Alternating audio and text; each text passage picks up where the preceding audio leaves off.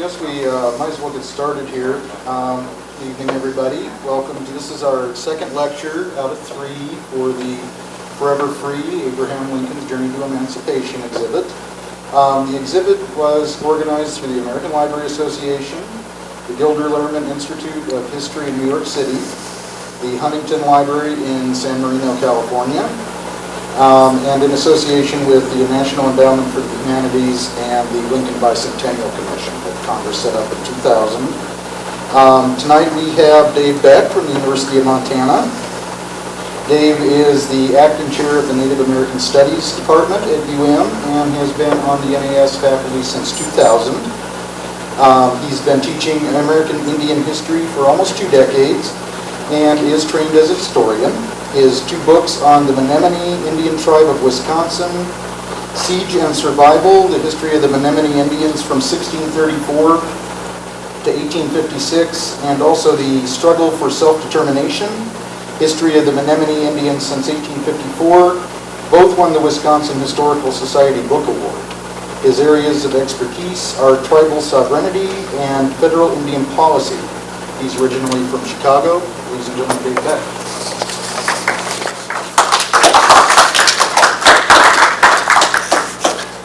Thank you. Thank you all for coming. It's a pleasure to be able to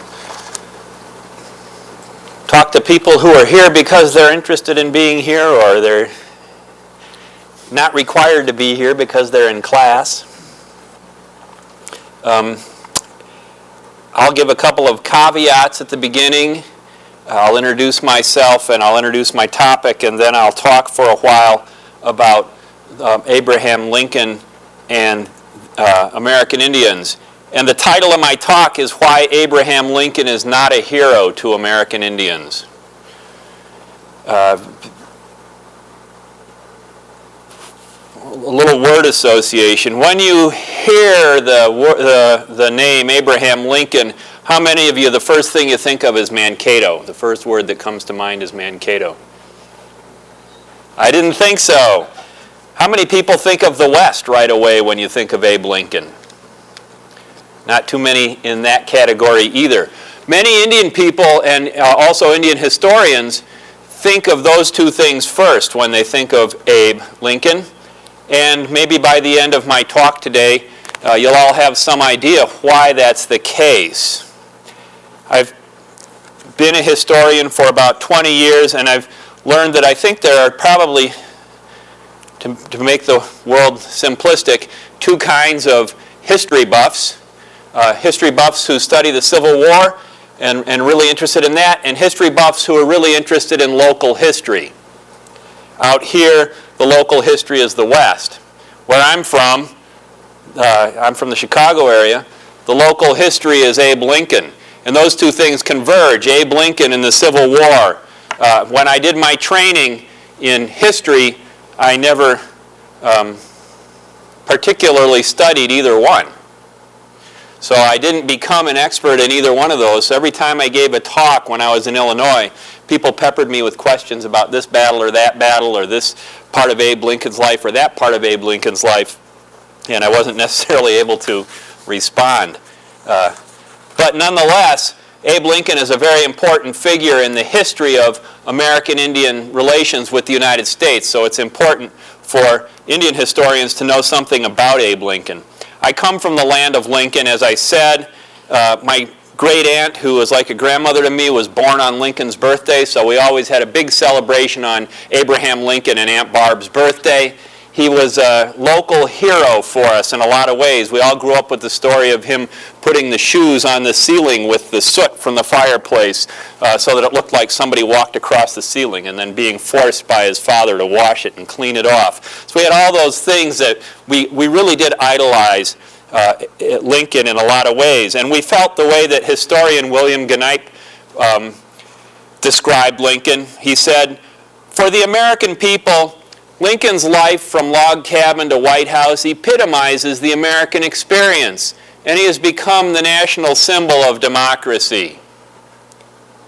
Now, I'm sure that most of you are aware that reality is much more complicated than myth. When I was in the same grade that my daughter's in right now, 6th grade. What grade are you kids in? 6th and 7th. So right around the same age as these kids here. I read a book that I got extra credit for. I was supposed to get extra credit for reading in my social studies class. It was called Myths After Lincoln.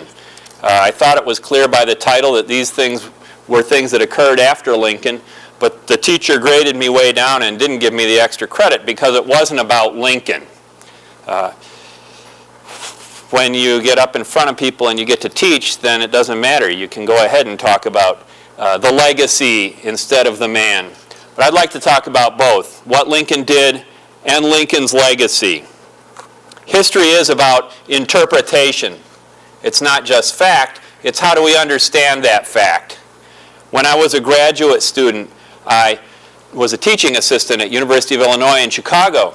And one of the things that we were able to do was to teach under different faculty members. And we were on the quarter system, so in American history we had the colonial period, the 19th century, and the 20th century. So I got to assist under several 19th century historians, one of whom was Bert Bledstein, a well-known social historian. And he told the narrative history of the 19th century at the beginning level in college. And about halfway, 2/3 of the way through the course, he said, and everything had been social history up to the point, he said, and then the Civil War happened, and you all know what happened next. And that was the entire mention of the Civil War in that class. Then I was a teaching assistant under Michael Perman, a well-known historian of the Reconstruction. The first third of the course was the causes of the Civil War. The next third of the course was the war itself, and then the end of the course were the results of the Civil War. Those students who took those two courses, if you look at their transcript, it says exactly the same thing, History 104. They got a very different story of 19th century America because history is interpretation. And so I think it's important to understand some of the realities that myths are grounded in.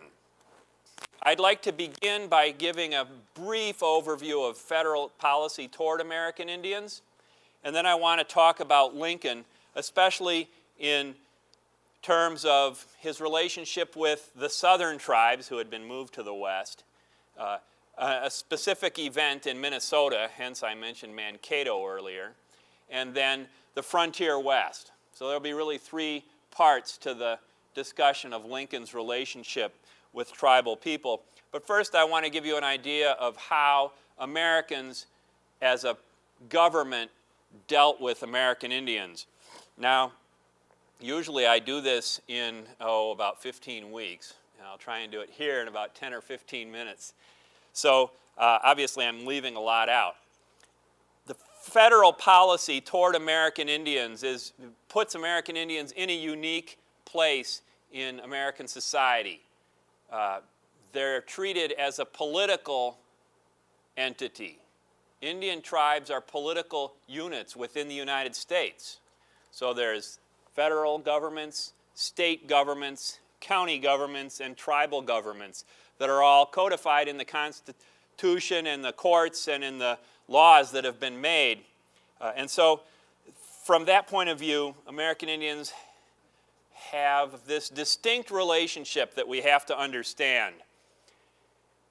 The basis of the relationship in Indian country, or with American Indians, is twofold. On the one hand, there's the treaty relationship. The United States made treaties with most, not all, most American Indian tribes. And because of those treaties, in those treaties, I mean, oftentimes we think of treaties, we think, well, those are land sales. Treaties are things where Indians sold land to the United States, they got money or they got goods in exchange for them. And some treaties were, in fact, that was the major focus of some treaties. But from a Native American perspective, treaties are a statement of what rights they retained and what rights they've been granted. And there's a distinction between those two things, retained rights and granted rights. And on the other side then, there's this relationship is what we call the trust relationship, which some people may feel is a misnomer. I saw a bumper sticker at Rockin' Rudy's that said, you can trust the government, Just ask an Indian. And it was kind of a play on words, not only of the way that Indians have been treated by American society, but also of this relationship that we call the trust relationship, in which the United States acts as a trustee toward American Indians. And American Indians, because this was their land and these were their resources, we believe in both moral and legal terms that we have responsibility for the perpetuation of their communities. It's something that's also been codified in law. Now, in the 19th century is when all these laws were starting to be codified. Lincoln was born in the early 19th century when the United States was trying to figure out its relationship with American Indians. According to the historian Francis Paul Pruka, the United States may have had 4 policy choices in terms of if the United States was going to expand across this land and take it for their own, how are they going to deal with the original inhabitants? He said the first choice would have been genocide, to wipe everybody out, exterminate the Indians, and that the United States didn't make that choice. There were individuals who wanted to make that choice, and we'll hear about some of them today, but it was not a choice that the federal government made. The second choice can be summed up in one word: assimilation. Turn American Indians into models of Western European Americans and assimilate them into American society the way we've thought of ourselves as a melting pot through our history, and create one society so that there's no distinctions between people. Third possibility was to let American Indians stay on a portion of their homelands and then the United States protect them from the settlers and the people who would want to take those resources away from them. In some cases, that's what we did. Everything except the genocide choice are choices that we made here. And then the fourth choice can also be summed up in one word, and that's removal. Take Indians out of their land, put them in other land that nobody else is ever going to want, and we can have separate societies, white society separate from Indian society. And for much of the 19th century, there was a belief that removal was a possibility.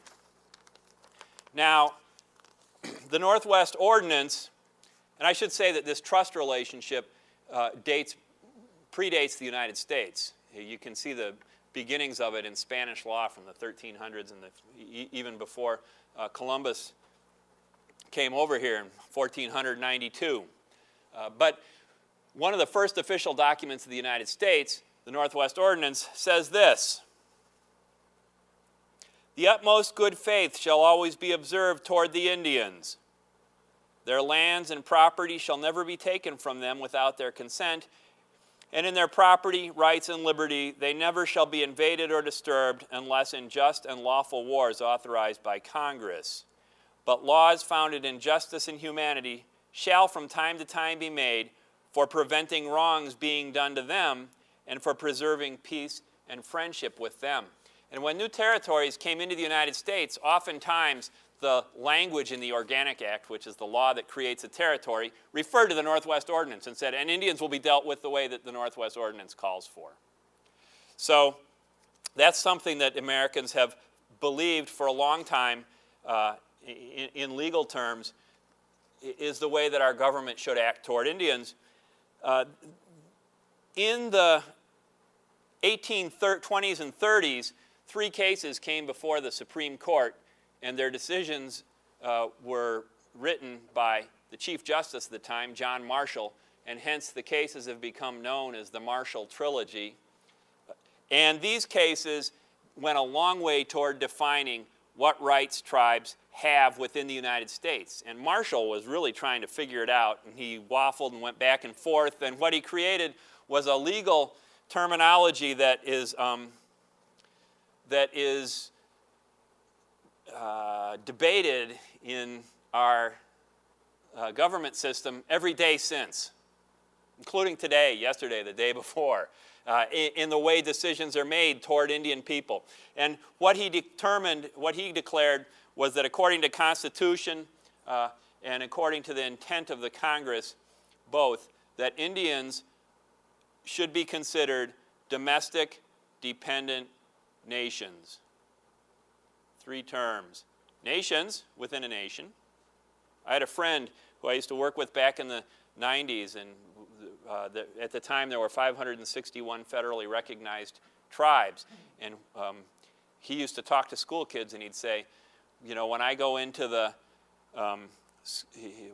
when I hear somebody saying the Pledge of Allegiance, you say one nation under God, and in my head he said, I'm saying 562 nations under God. So they're nations within a nation.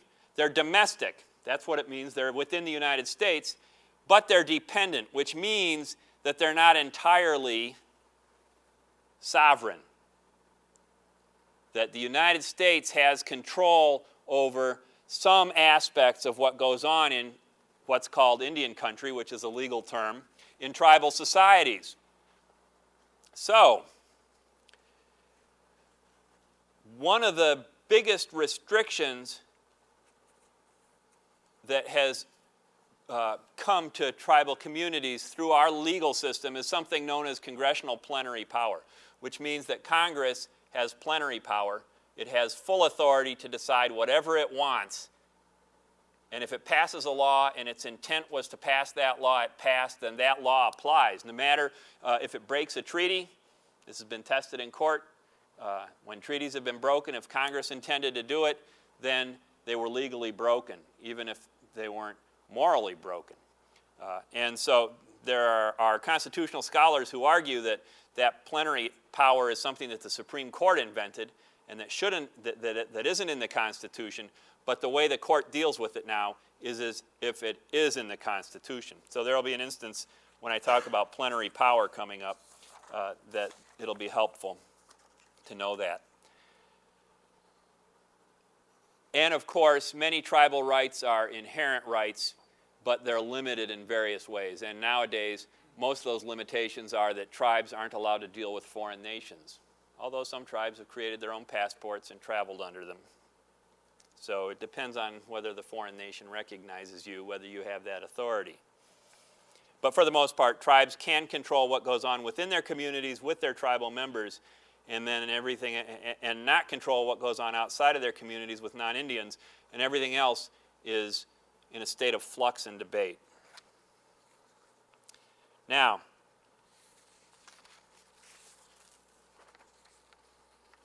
Abraham Lincoln grew up in a time and a place where the United States was having conflict with the local tribes because settlers were moving in and taking their lands. This was in Kentucky and in Illinois. And one of the people who resisted that was a Sauk and Fox leader, a man named Black Hawk. There's a hockey team named for him in Chicago now. And he went to war against the United States to keep from losing his land. His tribe lost the war, and they were removed from the land that they were put on 11 times after that in the 19th century. Every few years moved to another spot, and finally in the 20th century bought their own plot of land. They never ended up with a reservation reserved for them because of all these removals, maybe in part because of that war that Black Hawk had fought against the United States. Now Lincoln was part of the militia that went to fight against Black Hawk, but he didn't really see much action. I don't think he ever fired a shot. If he did, it was no more than one. And he, nonetheless, and early on he recognized that he played a very minor role in the war, but nonetheless, as time went on, he embellished his role in that, and it was a popular thing throughout the 19th century for politicians running for office to trot out their war record. And in those days, your war record was mostly fight. If it wasn't against the British, it was against Indians. And so he, as years went on, he had played a more important role. It was one of the most important things that had ever happened in his life was being in the Army. And so he was part of that early 19th century American view that fighting Indians was a good thing to do. He was a very strong believer in removing Indians from the lands they were in. And in fact, you'll see that in a few minutes when I talk about that as well.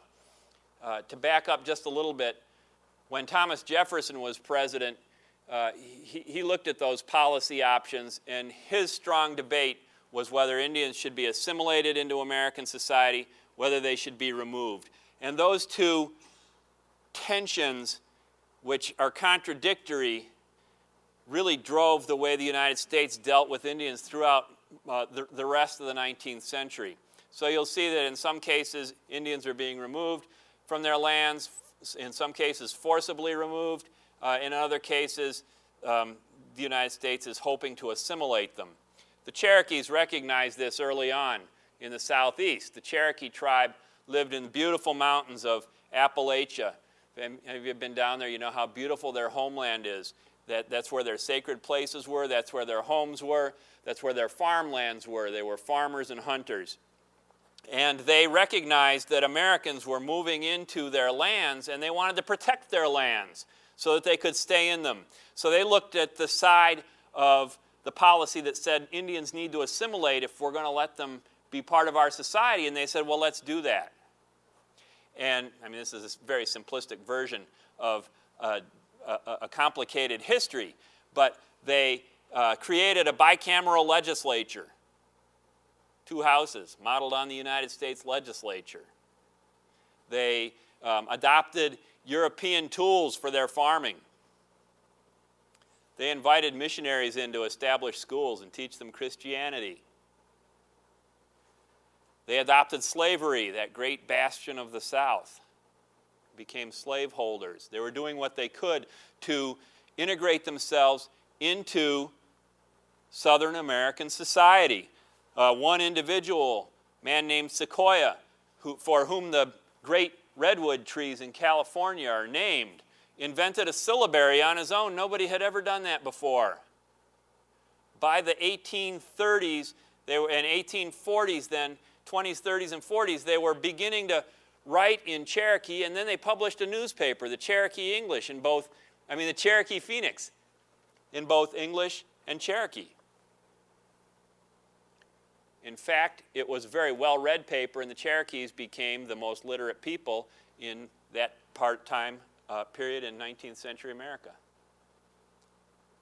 When you're learning the history of literacy and education, they teach you that Massachusetts was renowned because so many of its citizens were literate, and they were. But a greater percentage of Cherokee Nation tribal members were literate than people even in Massachusetts because of this. And so they had hoped, I think, that doing all these things would give them an opportunity to remain in their homelands.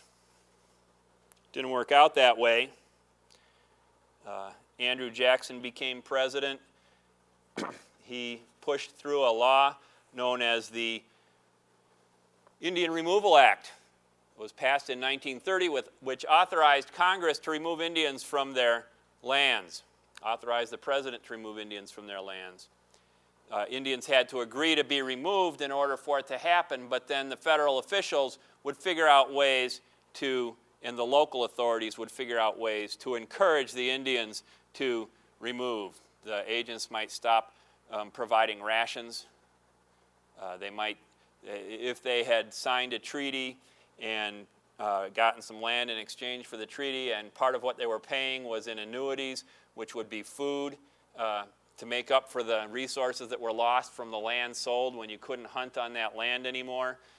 They could withhold that, starve the children, starve the elderly people, and tribal leaders would say, if we're going to save our children, if we're going to help our elderly people, maybe we're going to have to move. And so these debates began within tribes, and Cherokee and some of the other tribes in the southeast were very heavily split by this debate of whether to remove or not.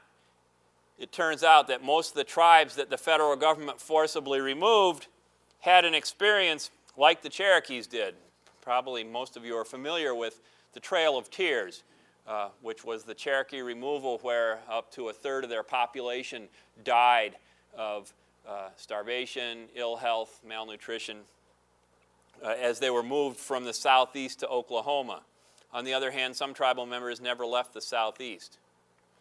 In the early 1900s, the United States government recognized them as the Eastern Cherokee tribe. There's an Eastern Cherokee tribe in North Carolina and a Western Cherokee tribe in Oklahoma.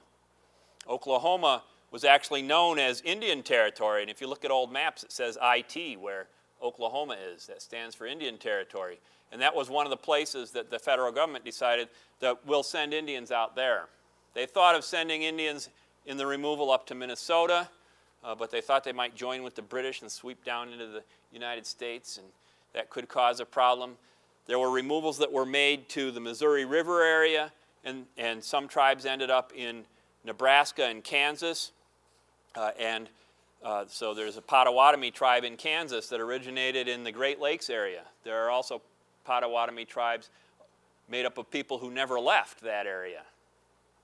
May have been one people at one point, now they're separate people because they've got 150 years, almost 200 years of separate history. So there are Potawatomi tribes in Michigan and in Ohio.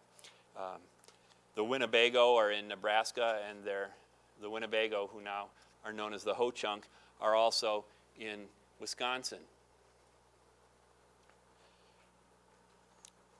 When Lincoln became president, when the Civil War began, one of the issues that they had to deal with was what to do with, how to deal with the tribes in the Indian Territory. Of course, the Civil War was about much more than slavery. One thing it was about was the expansion of slavery.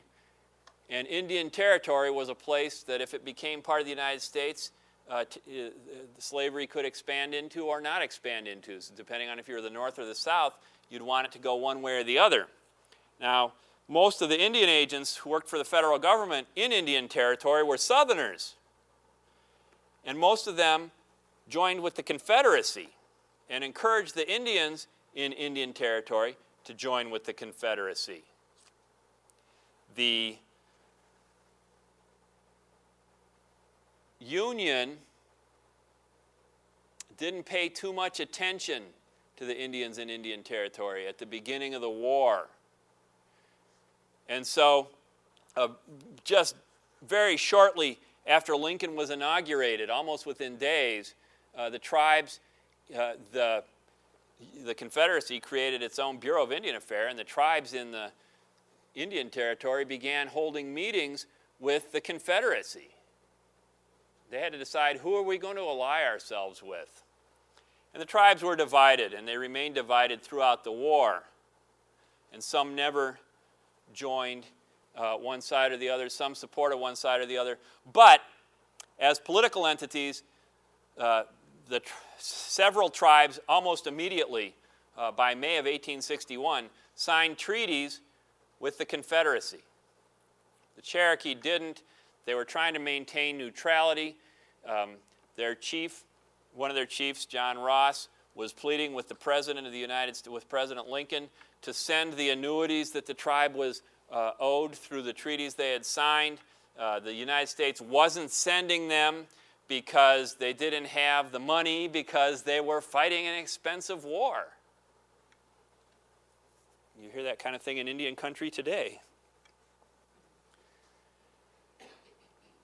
So communities that were already split because some had been supportive of removal to the west as their best hope for survival, and others had opposed it but had been forced to remove anyway, were now also split between the north and the south. By the middle of 1861, more tribes were signing treaties with the Confederacy. Really, the tribes that we call, in history, we call the 5 civilized tribes because of the farming styles that they adopted, among other things. The tribes that were in the southeast that were removed to Oklahoma, the Creek, the Chickasaw, the Cherokee, the Choctaw, and the Seminole tribes, all end up joining with the South. Well, I'm not sure about the Seminole. The others did. And in fact, the Cherokees did in 1861 in October 7th when they signed a treaty. And it was the best treaty they ever made. It was a treaty that guaranteed them that they would not have to sign another treaty. So whatever was agreed to for good. It allowed intermarriage with non-Indians and allowed the Cherokee to have non-Indians who married into the tribe as citizens. It allowed Cherokee citizens to testify in any court, which Indians generally weren't allowed to do in 19th century America. And so the Cherokee allied themselves with the South, but were deeply divided. And these tribes also got into their own battles that became their own civil wars. So there was Cherokee Civil War going on while the United States Civil War was going on. And there was a Creek Civil War going on while the United States Civil War was going on. And in fact, the Confederate Army joined together with tribes from the South and decided to push the tribes that were being neutral out of Indian Territory and pushed tribal members into Kansas, and thousands of Indians became refugees. And the Confederates burned the lands that they were on and destroyed their resources. They had nothing to feed themselves with, and so they became homeless, they became destitute. They moved into Kansas, which the people in Kansas, the white people in Kansas, didn't like. And so they lobbied President Lincoln to have the Indians removed back to Indian Territory. And meanwhile, Lincoln's debating, should we allow Indians to fight on behalf of the Union? At this point, African Americans were not yet permitted to fight in the Union Army for the most part. Indian tribes throughout the United States were beginning to raise armies and contacting the president and saying, you know, we'll send troops. Where should we send them? And he was saying, we don't want Indians fighting with us. And as the 1861 and 1862 went on and the Union began to suffer losses and there was all kinds of attrition and people began to desert the Army, that policy changed. So that by the end of the war, I saw, when I was reading Wisconsin historical collections, there was a little blurb that said, if only the white citizens of Wisconsin would fight the way the Indian citizens of Wisconsin fight, we'd have this war over in no time. And since then, Indians have disproportionately served in our armed forces until today. They still do. Through the rest of the 19th century and all the 20th century wars we've had, American Indians have played an important role in supporting the United States. It was a while in coming during this war, but finally Lincoln decided that he needed to use Indian troops to try and take Indian Territory. If he had negotiated with those tribes at the beginning of the war, he might not have had to try and go to war to take that territory, but he didn't realize his blunder till the end of 1861 or so. So he mustered up some 4,000 troops, and he offered them the same pay and the same benefits, including death benefits, as white soldiers. And many of them joined the army so that they would have food to eat. Tribal members were starving at this time, and it gave the young men an opportunity to have good meals every day if they joined the army. Now, almost immediately, things got bogged down. The timetable was pushed back. Pretty soon there were almost 8,000 Indian refugees in Kansas. They were dying by the hundreds. Hundreds of people were having their limbs amputated because they were frozen. And Kansas is increasingly lobbying the United States to say, come on, you've got these troops raised. Send them down to Indian Territory. By the middle of 1862, it finally begins to happen, but the provisions that were promised to feed the army never quite make it there. The provisions that are supposed to feed the Indians are the only provisions that feed Indians at this time, and it's not only true in this area, it's true in other places in the country as well, are provisions that have already been rejected by the army posts as being inedible. The meat's rotten, the flour's got too many bugs in it. They won't serve it to the soldiers, so they send it to the Indians. But even this dries up. The army leaders, the two army leaders who are leading this battle on the part of the United States, get into a fight with each other, and they leave and abandon the Indians, who flee back to Kansas. And then the Indian agents come to the Indians and say, well, now we'd like you to protect yourself from the settlers who are plundering what's left of your stores and coming into their camps and stealing their food and things like that, attacking their women. So for the next couple of years, the Indians who were siding with the Union from the Indian Territory live on the point of near starvation or starve to death. They're refugees. They suffer great destitution, and anarchy really prevails in Indian Territory all the way through really the end of the war, 63, 64, into 65.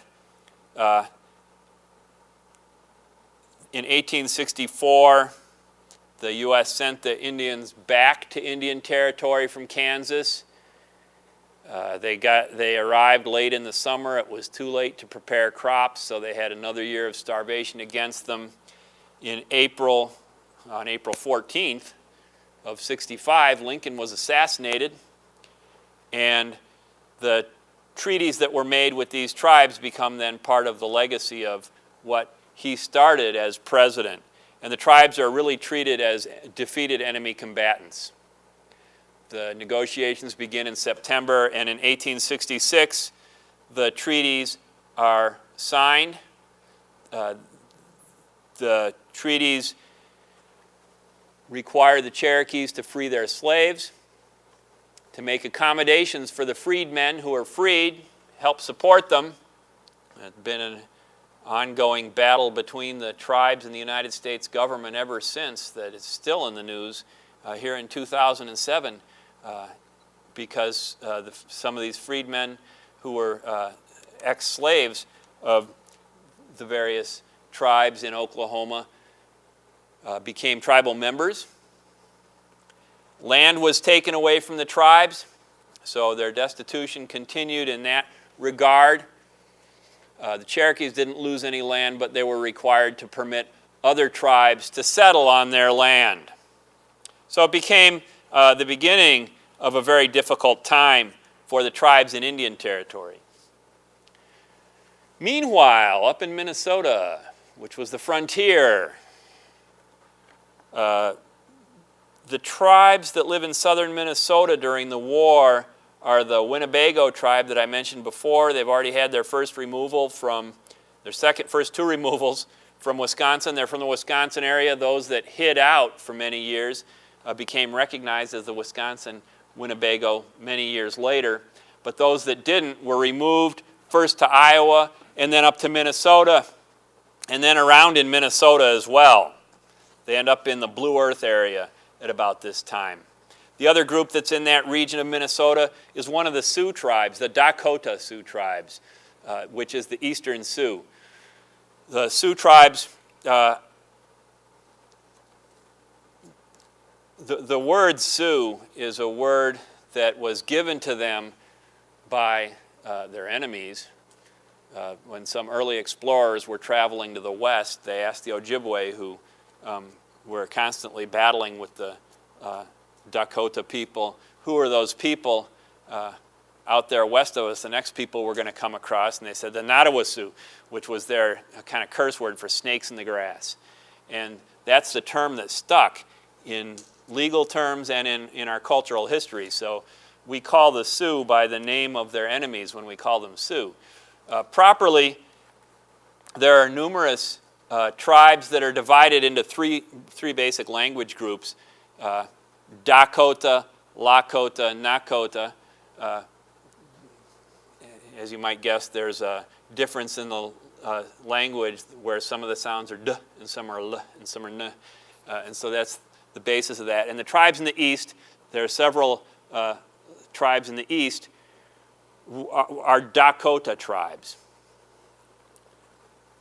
And the Indian affairs system in Minnesota was one of the most corrupt in the country in the 1860s. And that's saying a lot, because Indian affairs was really corrupt in the 19th century.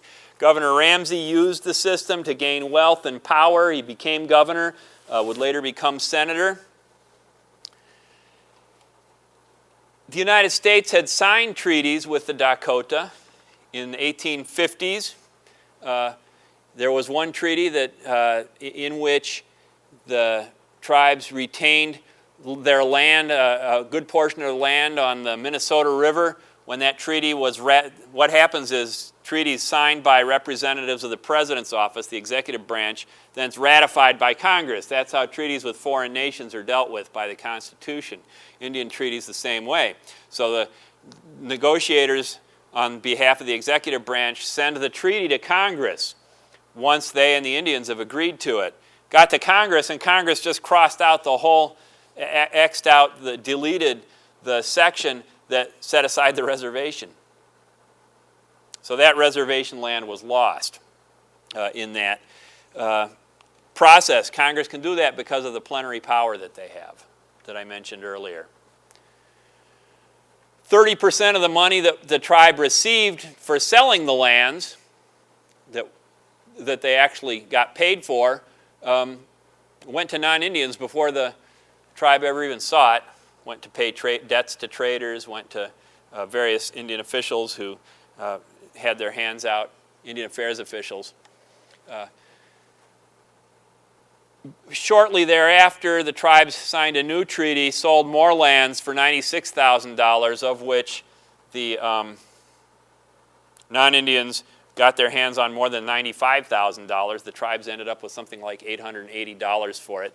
And Lincoln knew, and his cabinet members knew, that it was a very corrupt situation with the Indian Department in Minnesota, but they obviously, fighting a war to preserve the Union, this is a relatively low priority. Now, because of these things and the land losses and the resource losses, the Dakota people are starving to death. They have some farmland still left, but 1862 is not a good year for farming, so their crops fail. As happened in Indian Territory, because of the great expense of the war, the money that set aside to pay for the provisions of the treaty, oftentimes when you're reading a treaty, you'll see that the tribe got a certain amount of money for it. And you're reading a history, and it'll say the tribe got 20 cents an acre for their land or something. But if you really read it carefully, you'll find out that 16 of those cents went to pay, eight of those 20 cents an acre went to pay the debts of the trader. 4 of those 20 cents go to pay for missionaries. 8 of those 20 cents go to pay for food. There's not much left over that's actual cash. So what they're getting in exchange for their land is a promise of support paid out annually over a period of maybe 20 years. It varies from treaty to treaty. Well, because of the war and because of the hardships with finances, there is no money to buy the annuities, according to the government in Washington, and so the annuities don't come. So put this together with the crop failure. There are some stores there that the traders in the forts are refusing to dole out to the Indians, and traders have the support of the local officials from Minnesota. They're not very sympathetic to Indians. They just as soon see the Indians all removed from Minnesota so that they could have that land for themselves. Great farmland in the south, great hunting and fishing land, nowadays vacation land, in the north, in Minnesota. Well, as you might guess, I've got a quote from a trader here before I tell you what you might guess. This is what one of the traders said at late August, after the Indians had been trying to get food for several months and were just about starving. He said, "So far as I am concerned, if they are hungry, let them eat grass or their own dung." And that was the kind of attitude that many of the officials in Minnesota supported. Well, several young men went to a farm and stole some eggs. This led to a clash that escalated. This became what's known as Little Crow's War when the conflict exploded in 1862, and several hundred people were killed, both Indian and non-Indian. The Secretary of the Interior responded by saying that he thought that probably the reason that the Dakota people attacked the local Minnesotans was because there was a conspiracy and Southern Confederate leaders had come up and gotten them to rise up against the Union. There's oftentimes a failure to recognize that Indians might be able to react to circumstances within their own communities and only react to circumstances that outside communities impose on them. That's something that both policy leaders at the times think, and oftentimes when you read the histories, the historians reflect the same attitude. Lincoln and Governor Ramsey got themselves into a conflict because now Lincoln's getting desperate. The battle at Bull Run has not gone well. In fact, he's about to induct African Americans into the Army.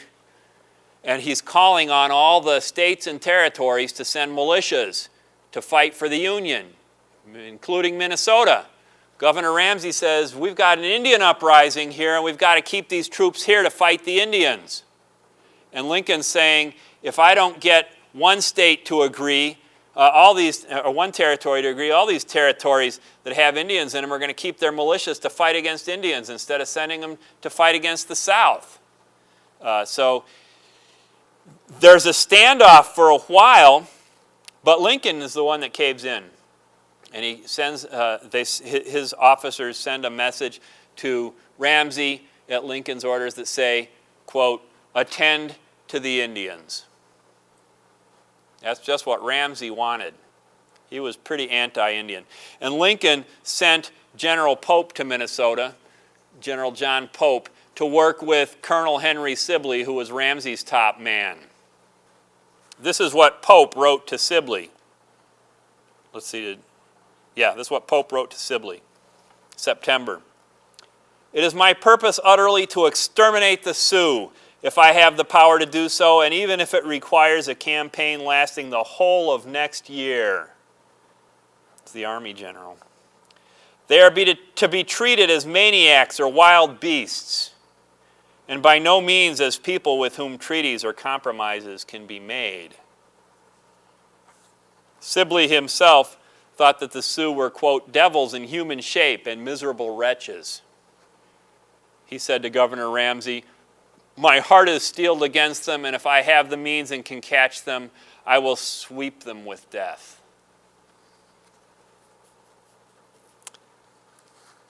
So the policy then, promulgated both by the federal officials and by the local state militia, was a policy of extermination. This is somewhat rare in the history of policy toward Indians.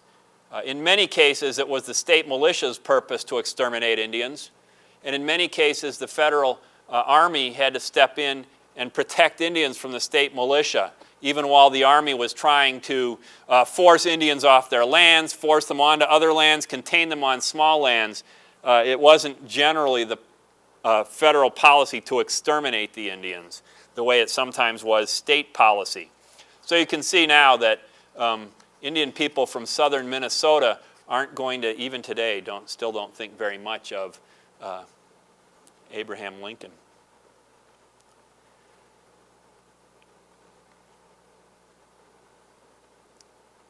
Lincoln also then raised some battalions to send to Minnesota, and he raised them from paroled prisoners who thought that it was breaking their parole to be sent to the West, and most of them deserted, or many of them deserted, and went right home.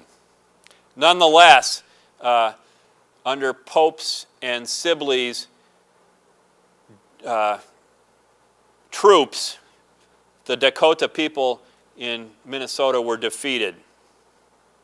Somewhere between 1,200 and 1,500 American Indian people came in under the white flag of surrender when they were promised protection and safety. They became prisoners of war. About 1,000 of these people were women and children, and more were coming in on a daily basis practically. And prisoner trials were begun almost immediately. Pope was hoping that he could just get the soldiers to kill all the men, but Lincoln let him know that he was the one that would get to decide. So Pope had reported that the war was over and the executions were about to begin. The prisoners of war. They were holding 30 or 40 trials a day. And the military was told that if any Indians tried to leave, they would be shot on sight, shoot to kill. When I was a kid, after Dr. King was murdered, there was looting in Chicago, and Mayor Daley said the same thing. He told the police, if you see any looters, shoot to kill. Ask questions later. Some of Lincoln's cabinet members thought that maybe the uprising by the Indians was caused by the fact that they had lost most of their resources, that they'd been dealt with unfairly by the corrupt officials and traders in the area, and that they were starving. But the word from Minnesota was that these are just wild, savage Indians who are out to get blood. And they whipped up public comment and sent word back to Washington outlining all the atrocities that they said Indians had committed against white civilians. And certainly there were atrocities that were committed by both sides. Many of the trials lasted for 10 or 15 minutes. Here's one. In one case, case number 388, a lone witness stated, I saw the prisoner and he stated to me that he was wounded at the fort and that he there fired one shot. The court immediately sentenced this prisoner to death without letting him speak in his own defense. There was case after case after case that went that quickly. Case number 389 was typical. After he was asked if he was involved in a battle, the prisoner replied, I saw nothing but fired. I fired twice. On those few words, the military tribunal acted, and thereupon the case was closed, the commission was cleared, and proceeding with their finding and sentence, guilty of the charge. 303 Dakota people were sentenced to be executed. Lincoln didn't know how to deal with this. The Minnesota politicians were saying if we don't execute these Indians, the settlers are going to rise up and kill them all. And the ones that we didn't try as well. And so Lincoln was trying to sort out what was hysteria coming from the frontier reports and what was reality. It's very difficult to sort out in the East. One of the reports of the atrocities said that there were mass rapes, that almost every Indian man had raped white women. The evidence came in that there were 2 rapes that had occurred. So there was this great exaggeration, not to condone the atrocities that people commit in war, but to recognize that you need to sort out myth from reality. In the end, Lincoln ordered them to send the reports from the trials. He went through them and decided that 39 prisoners should be hanged. One was pardoned, and so on December 26, 1862, in Mankato, Minnesota, 38 Dakota people were hanged by the United States for their crimes of fighting for their lands. I mentioned to a Native American woman that I know that I was going to give this talk, and the first word out of her mouth was Mankato. And that's why I did that word association at the beginning of this talk. Then Lincoln ordered that the Sioux people in Minnesota should all be removed, and that the Winnebago people should be removed too. He recognized that his officials recognized that the Winnebago people had done nothing to incite any conflict with white people, but that they lived on good farmland that white farmers wanted. They lived by Blue Earth, Minnesota, I mentioned before. If you've gone down the interstate there, you see the Jolly Green Giant right there. It's been good farmland for centuries. Still is. They were forced to leave their land and told that if you're going to succeed, you need to become good farmers like the white people are. And they were sent to Crow Creek in the Dakota Territory, where you can farm within this distance of the rivers when they don't flood too much or dry up too much. But there's really not farmland there. They were there for 2 more years before they were removed to Nebraska. The Sioux people also, the Dakota people also were removed. The Army went out on a search and destroy mission looking for any Indians that would still be in the territory. There was quite a bit of indiscriminate killing of Indians by both settlers and Army people. In fact, Little Crow, who had led Little Crow's War and who had fled to Canada, came back to Minnesota in 1863. He was picking berries with his son one day, and a settler shot him and killed him. In 1864, the remainder of the Dakota lands in Minnesota were opened up to non-Indians. I'll mention one more thing. I've kind of gone on here.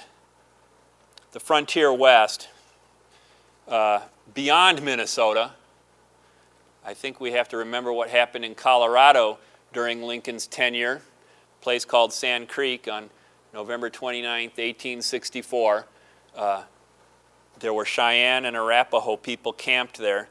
Black Kettle was the Cheyenne leader. He was one of the peace chiefs who had worked very hard to keep peace with the United States over the years. The bison trade had been destroyed. The Indians were destitute and on the verge of starvation.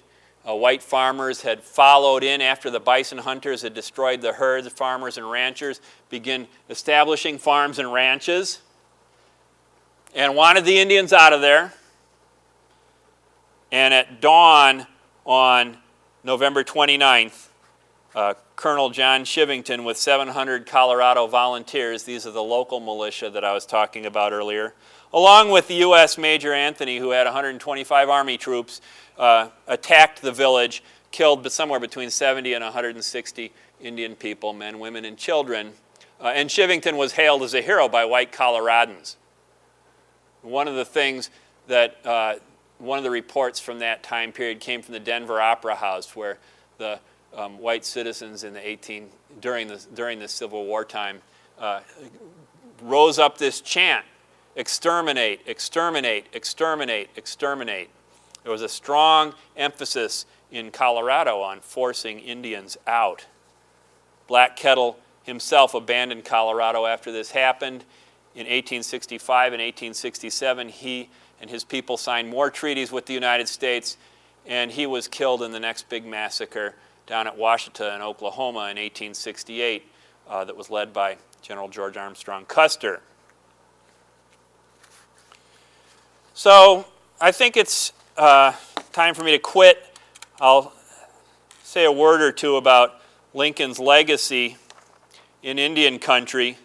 Obviously, when you say Abraham Lincoln in Indian country, it conjures up several things, one of which is unique, and the rest of which are part of a long-standing kind of policy and action of American government. The thing that's unique is the execution of the 38 Dakota people who were hanged by the United States government. That's something that Indian people will never forget. Lincoln was conflicted about this. There's no question that he was conflicted about this. In 1864, when he ran for re-election, after the election was over, now Senator Alexander Ramsey came and visited him in the White House. They talked politics.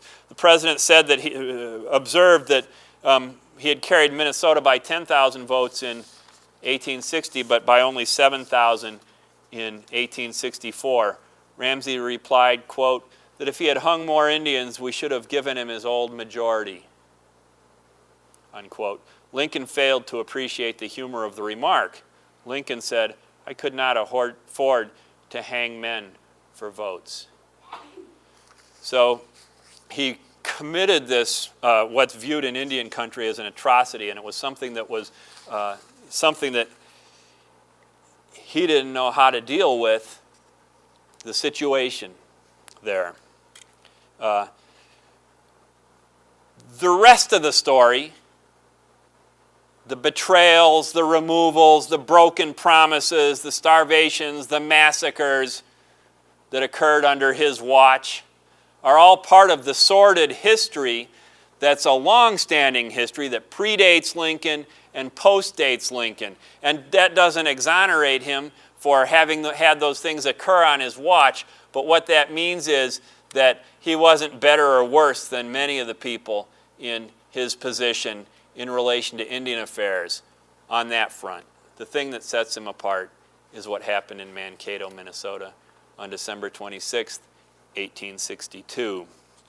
I'd like to thank you for your patience in listening to me, and if you've got any questions, I'd be happy to answer them. Yes? One question, at what point is it genocide? I mean, it seems like a history of genocide to me, I mean, before Lincoln and after. Yeah. And to say that it wasn't genocide because it wasn't written down as policy, but the effect was genocidal. Yeah, I think in a lot of ways you're right. Certainly the purpose for a lot of the civilians was to bring about genocide. We can make a distinction between cultural genocide and biological genocide, and I think you can make a really strong argument that federal policies are policies of cultural genocide, trying to destroy Indian cultures. The efforts to destroy tribal communities as a whole were certainly genocidal actions by some of the individuals, people like Pope, Kit Carson, trying to kill all the sheep of the Navajo, starve them to death. But in most cases, those efforts were to subdue tribes, to destroy them politically, to destroy them culturally, but to do what the next generation of white leaders, which would be the Richard Henry Pratt, who is an Indian fighter turned educator, who established boarding schools, would suggest, and that is to kill the Indian and save the man. And so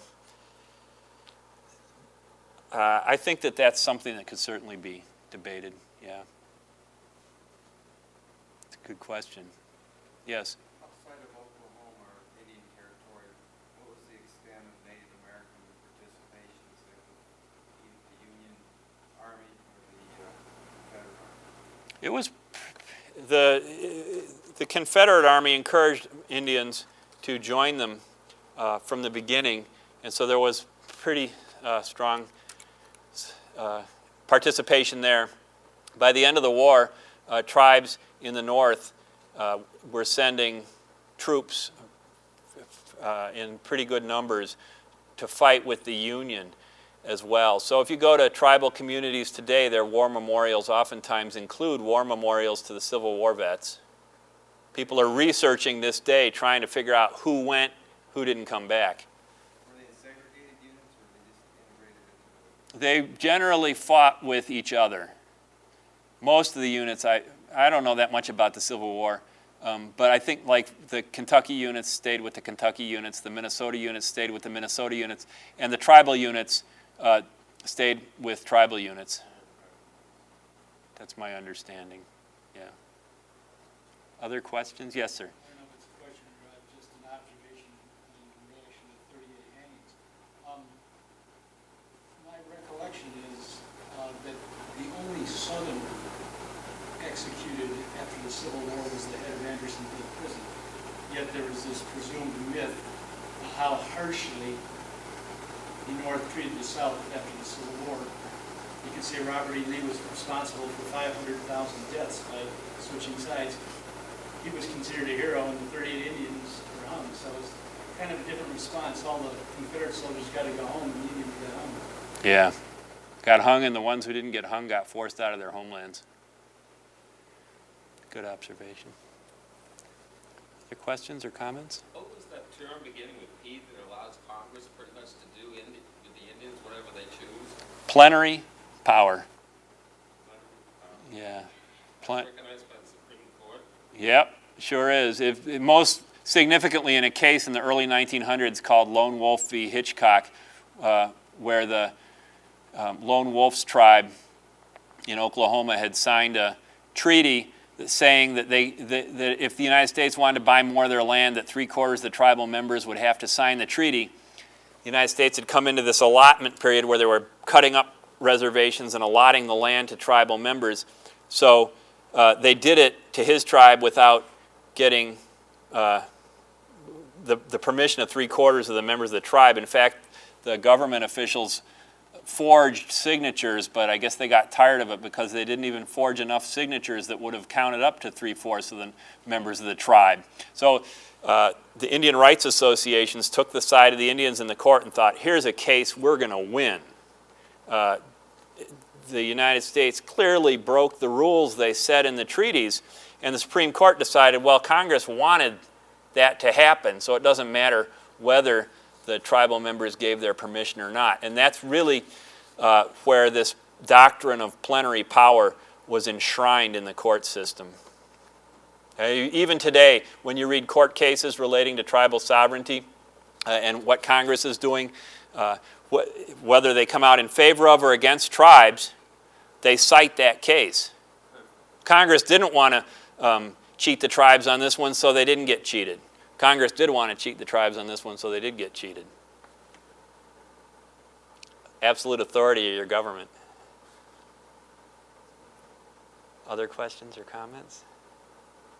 Well, thank you very much. I see there's more snacks.